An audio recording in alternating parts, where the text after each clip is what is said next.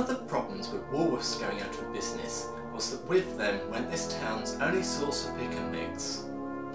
What's pick and mix, you ask? Well, it's a slightly cheapened versions of lots of different types of sweet, all mixed together in one bag.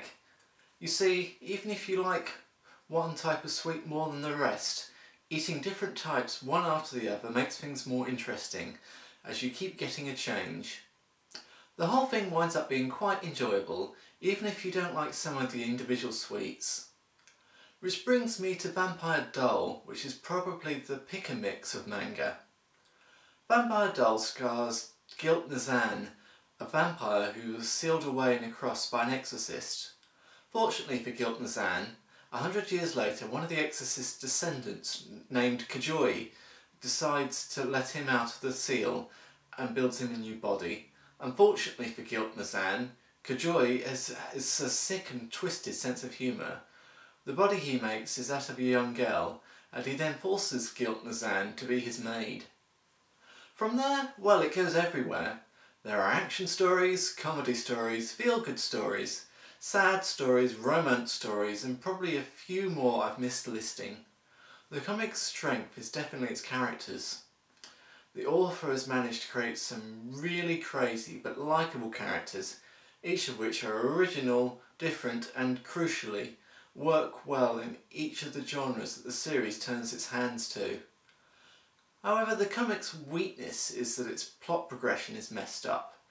There is very little coherent plot besides character introductions, and when the plot actually does progress, it happens by means of one of the characters suddenly announcing that something is changing.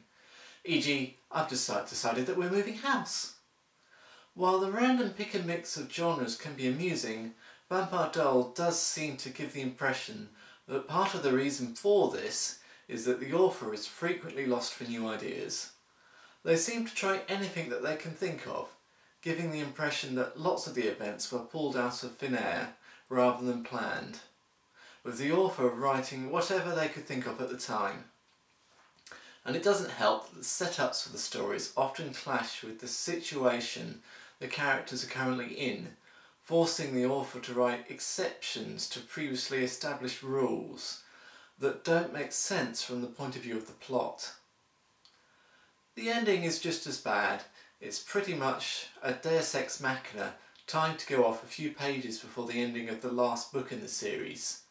Nothing leads up to it or triggers it, and it even contradicts a couple of the manga's key plot points, again forcing the author to do more hand-waving to get rid of the problems in the story. All of this makes it impossible to take the series seriously when it is aiming to be serious. However, it does make it easier to laugh with the series when it aims for humour, and the comedy benefits greatly from the author's anything can happen regardless of what has happened so far attitude. Which is why I compared Vampire Doll to Pick and Mix at the start of the review. Though, now I think about it, the fact that many of the comic storylines involve confectionery might also have had something to do with this. While not every concept included works well, and while it seems that I've complained about the series more than I've praised it here, each concept that fails to work is only a small part of the manga, and therefore is not a huge flaw in the series as a whole.